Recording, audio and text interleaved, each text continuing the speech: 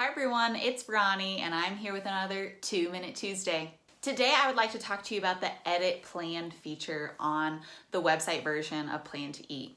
With the Edit Plan button, you can make large-scale changes to recipes that are already added onto your planner. To access the Edit Plan options, you can simply click on the Edit Plan button from the meal planning calendar, and there a dialog box will open up in which you can select a date range for the changes that you want to make. Then you can use the pull-down menu to select one of the different options for the type of change that you would like to make on your meal planner. Then you can use the other pull-downs to decide if you want these changes to apply to recipes, ingredients, or notes, and what mealtime section you would like it to apply to.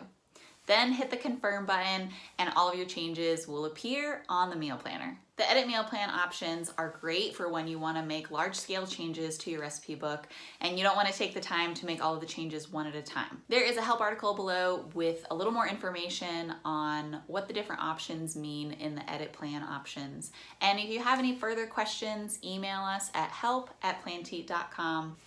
Thanks for watching.